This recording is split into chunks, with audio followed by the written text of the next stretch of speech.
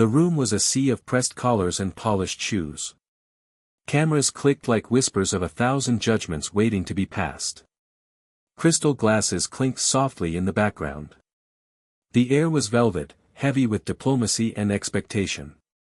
Kate Middleton, the Duchess of Cambridge, moved with a grace centuries in the making. Her hand extended, not just to greet, but to affirm an alliance the world assumed had already been sealed. Her smile, effortless. Her eyes, rehearsed. She was the embodiment of diplomacy polished to perfection. Before her stood Pope Leo XIV, white cassock flowing, face unreadable, eyes like still water hiding deeper currents. He did not reach for her hand. He did not flinch. He simply folded his palms, and bowed his head. It was not rejection. It was revelation. The cameras stuttered. The room paused mid-breath. A silence fell that was too complete to be called awkward, too weighty to be called polite. It was the silence of something sacred interrupting something staged. He looked at her, not with judgment, but with mourning. Not at the woman, but at what she represented. And then he said it. Not loud. Not sharp. But unmistakably final. Not every hand extended is clean. No one moved. Not the guards. Not the aides. Even the marble seemed to tighten beneath their feet. In that moment, power itself was questioned. Not by argument. Not by protest. But by a refusal to pretend. She held her posture. But her eyes changed. And the world would spend weeks asking, why didn't he shake her hand? But those who were listening, were asking something else entirely. What did he see, that made him stop the entire world, with silence? The kind of silence that makes even marble feel ashamed to echo footsteps. But before we dive in, tell us, where are you watching from right now? Subscribe now to God's message for souls, not for gossip, but for godly discernment. Long before the silence, long before the bowed head, there was a life lived in dust and ashes. Pope Leo XIV had not always worn white. Before Rome knew his name, the world knew nothing of him. He had walked barefoot through refugee camps in Chad, shared bread with outcasts beneath rusted tin roofs in Venezuela, buried children nameless to the world but beloved in his prayers. He had once slept beside a dying boy in a hut thick with disease, and when morning came, only one breath remained between them. He was a priest forged by suffering, not ceremony, a theologian who spoke less of dogma and more of mercy. He had been elevated, reluctantly, from bishop to cardinal after refusing twice. And when the conclave finally pressed his name into destiny, they found in him no ambition, only an ache to serve more deeply. But with elevation came confrontation. He would not bless bombs. He would not smile at tyranny. And unlike those before him, he did not call political diplomacy a virtue when it reeked of moral compromise. Within months, headlines crowned him the most divisive pope in a generation. And yet, he never raised his voice. He simply refused to trade truth for applause. Across the room stood Kate Middleton, her every gesture wrapped in centuries of etiquette. The world saw in her the calming balm of British royalty. A woman who soothed scandal with composure and adorned monarchy with grace. She had graced refugee camps, attended reconciliation ceremonies, knelt at memorials of grief. And yet, she remained tethered to a crown rooted in empire, wealth, and diplomacy. Her role was clarity itself, to make peace seem beautiful, and power appear kind. The event had been carefully planned. A private interfaith gathering on the final night of the Global Climate Summit in Geneva. A hall of crystal, silence, and surveillance. The guest list was not shared publicly, only whispered between embassies. Kings from Africa. Chancellors from Europe. The chief rabbi of Jerusalem. The Grand Mufti of Damascus. And at the center, a stage set for convergence, church and crown. The handshake was not just protocol. It was a performance, a photograph in waiting. The Vatican and the British monarchy, arm in arm for the planet. But it wasn't only about the earth. It was about institutions with stained histories posing together in redemption's pose. Only Pope Leo did not pose. He stood still as she walked toward him. Because he knew what the cameras could not capture, that some gestures, no matter how beautiful, are merely rehearsed repentance. And some hands, no matter how soft, have signed away lives they never had to touch. The question now pressed into the room like incense caught in still air: why this moment? Why her? Why now? And what weight did Pope Leo XIV carry into that room, that made him bow to heaven, but not reach toward royalty? The headlines broke before the ceremony ended. Pope snubs royal handshake. Tension between church and crown. Duchess dismissed in Geneva. Cameras zoomed in on the moment, her hand, extended with elegance, his hands, still as stone. Analysts speculated. Spokespeople scrambled. And beneath the gilded chandelier of global scrutiny, the world forgot the cause for which the event had been called, and turned its eyes toward the silence that followed 7 words. Inside the Vatican press room, the statement came quickly. Composed, measured. His Holiness made a spiritual decision consistent with his conscience and the dignity of his office. No apology. No elaboration. Only the suggestion that there were layers beneath protocol too sacred to explain to a camera. From Buckingham, a different tone. A palace aide, stiff behind a podium, uttered the words chosen not for clarity, but containment: the Duchess holds deep respect for all spiritual leaders. The moment was regrettable, but understandable. Regrettable. Understandable. A contradiction posing as harmony. But the world was not satisfied. At a follow-up panel, staged in the same hall where the refusal had unfolded, a journalist finally voiced what everyone else only implied. He stood, tablet in hand, eyes gleaming with the thrill of global attention.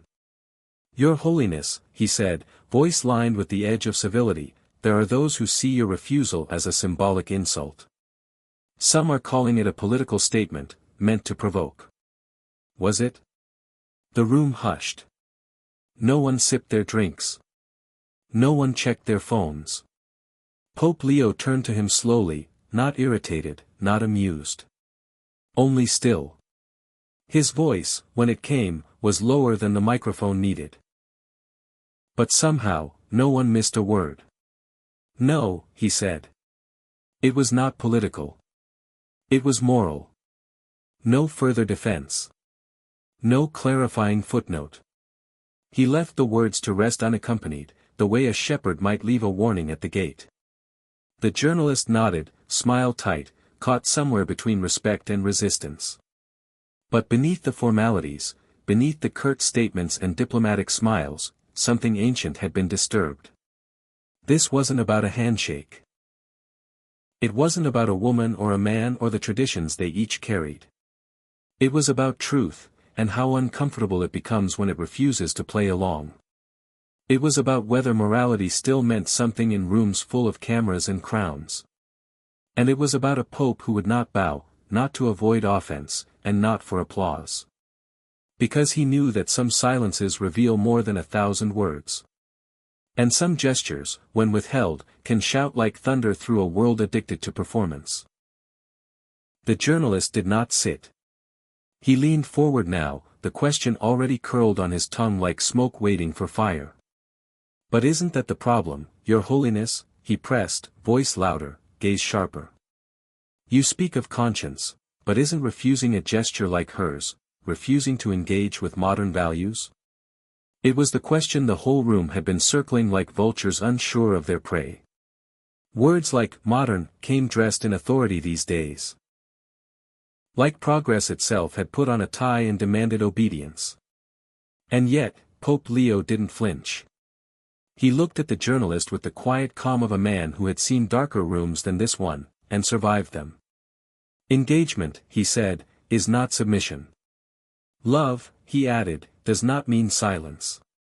He didn't raise his voice. He lowered the air instead. The lights above them seemed suddenly too bright, too artificial to hold what now stirred in the space between them. I have shaken hands that made my soul tremble, Leo continued, eyes unblinking. I have embraced governors who funded the machines that crushed the homes of the very children I blessed at Morning, Massachusetts. I have smiled for cameras next to presidents whose signatures choked the breath from war zones I had just left behind. His voice dipped lower, like confession, but not his own. And every time I did, I lost a piece of myself. A stillness pressed down on the audience. Even the rustling of papers ceased. Because when a hand holds both diplomacy and death, he said, refusing to take it, is not rebellion. It is reverence. The journalist shifted, now unsure whether he stood in inquiry or indictment. Leo stepped forward once, just one step, but it changed the shape of the room. Can you smile at power? He asked quietly, without bowing to it. It wasn't rhetoric. It was a wound. And those seated around the periphery. The aides to royalty, the silent diplomats, the clerics dressed in pride, felt it as such. Some lowered their eyes. Some straightened in defense. But none dared to speak. Because something old had been spoken into the space, older than monarchy, older than church. A kind of holiness too stubborn for applause. And a question that would follow them long after the hall was emptied: when does engagement become complicity? And who, in the name of peace, has been shaking hands with silence? There is a kind of silence that settles before thunder. Not born of peace, but of pressure, waiting to break. The air inside the chamber was now dense, charged. Even those who came for photo opportunities could feel it, something had shifted. The moment was no longer about a handshake. It was about everything the handshake pretended not to mean. A British commentator, seasoned in smirks and smooth condemnations, cleared his throat and spoke from the far right corner of the press circle. His voice rang out not with inquiry, but with casual contempt. So, then, you're judging her, he said. Because of her name. Her crown. Her titles. There were a few soft chuckles. Nervous, compliant. The kind of laughter that seeks safety in sarcasm. But Leo did not move. He did not blink. And he certainly did not entertain the performance. No, he said. I'm not judging her for her titles. I'm protecting mine. He paused. The title of servant. That word landed like a nail driven straight into the spine of the room. Then, he turned, not toward the press, but toward the memory that was still carved into him like scripture written in scar tissue. There was a child, he said softly. Her name was Ayanna. She lived in a village the world never bothered to name. His voice grew slower, heavier. I held her in my arms the morning after bulldozers flattened her home. Her father was crushed trying to shield their water barrel. Her brother's leg, still beneath rubble as we prayed over her. She had one question: why did the loud men come, father? I had no answer. But I knew who signed the permits.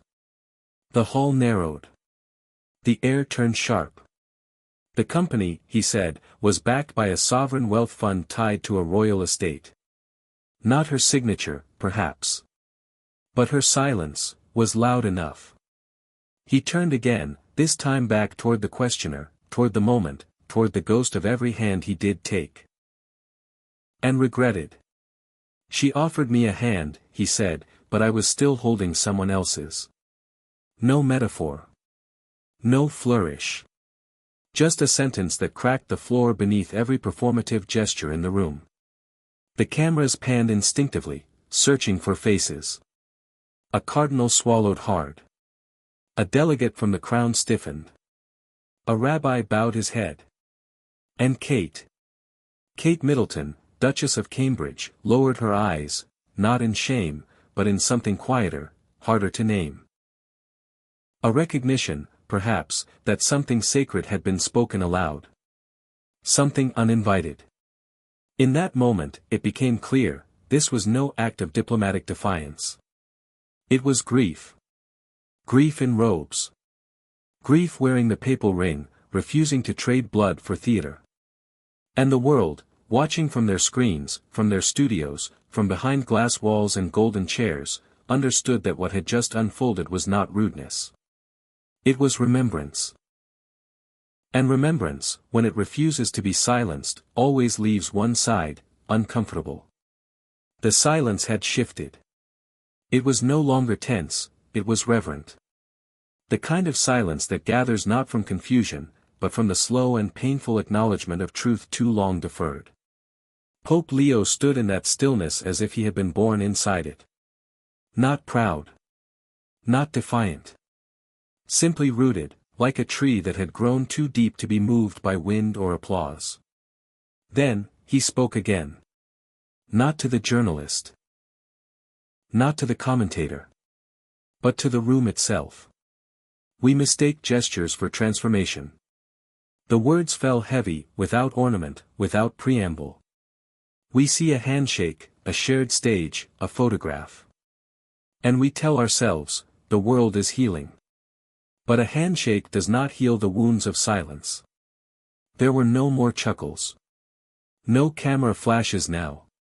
Just eyes, watching him, and something deeper inside themselves.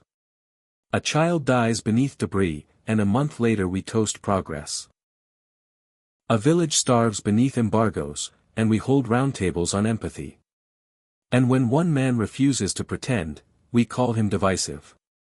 He turned his head slightly, not searching for anyone, but scanning the air as if measuring its readiness for truth. Why is refusing to pretend now offensive?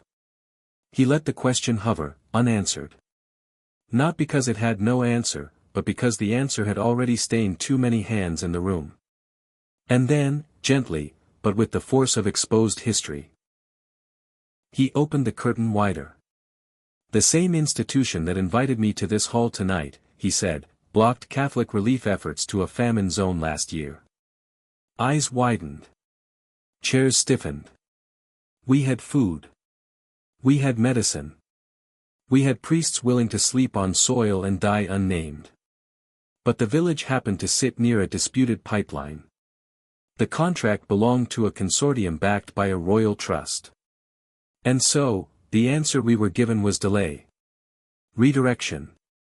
Bureaucracy. He paused. The famine did not wait. Gasps did not come. Because even gasps would have felt dishonest. In the third row, a royal spokesperson shifted, then stood. She adjusted her collar, avoided every eye, and walked quietly from the room. No one stopped her. Pope Leo did not acknowledge her exit. He was not aiming for shame. He was aiming for remembrance. I did not come to accuse, he said. I came to stop forgetting.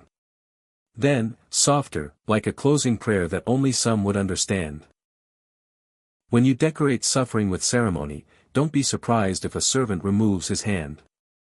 And in that moment, the dismantling was complete, not of a woman, not of a throne, but of a system that believed symbols could stand in for repentance. Because there are moments when silence is complicity. And there are men who are done being silent. The weight in the room had settled into a kind of stillness that felt sacred, not sterile, but searching. There were no more raised hands, no more poised microphones.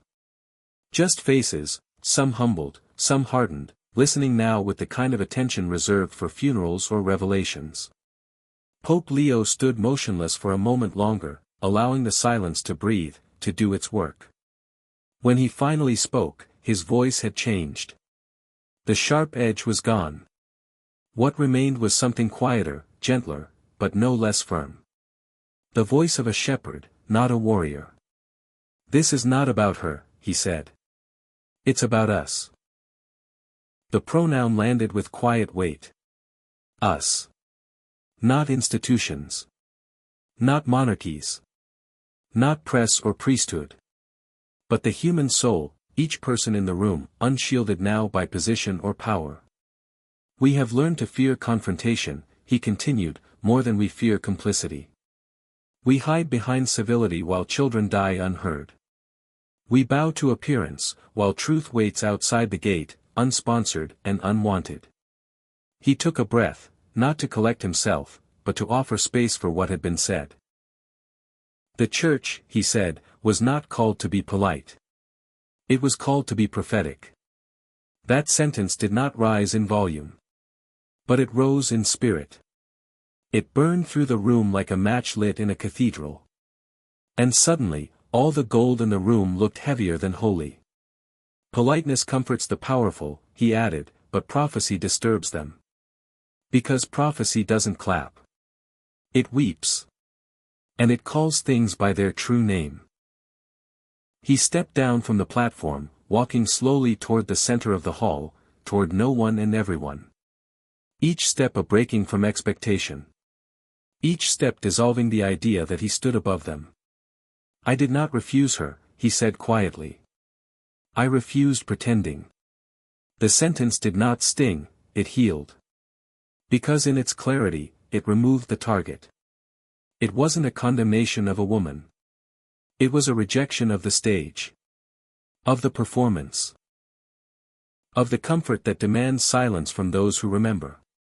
And when he reached the final step of the floor, where guests sat watching him not as a pope now but as a man, he did something no one expected. He bowed. Not dramatically. Not for effect. A silent, reverent bow. Not to hierarchy. Not to monarchy. But to heaven, whose eyes had been watching the room long before any cameras had been turned on. It was not the kind of gesture that ends a scandal. It was the kind of gesture that begins a reckoning. A different kind of power. A different kind of peace. And perhaps, for those willing to see, a different kind of church. What would you have done, if that hand had been extended to you? Would you have taken it, for peace? For appearance? For applause? Would you have smiled, nodded, performed the dance of civility while something in your spirit grew smaller? Or, would you have stood still? Would you have felt the tremble in your spine and honored it, even if it cost you the room's approval? Would you have dared to let silence speak louder than ritual? The world watches moments like these and names them scandals. But the soul knows better. The soul knows when a man does not move, not out of pride, but out of memory. Out of faithfulness. Out of a refusal to bow to anything less than truth. Because there are gestures that heal. And there are gestures that hide. And sometimes, the holiest thing a man can do, is nothing at all. So ask yourself, what hands have you taken, just to avoid being noticed? What truths have you stepped over, just to keep walking with the crowd? And if the world paused for your silence, would it understand? Or would it only ask why you didn't play along? May we all seek courage, not to please power, but to obey conscience. To refuse pretending. To remember what sacredness feels like when no one else sees it. And when the moment comes, because it will, may your hand, and your silence, both belong to God. Subscribe to God's message for souls, not to follow drama, but to walk in discernment. If you still won't, then tell us in the comments.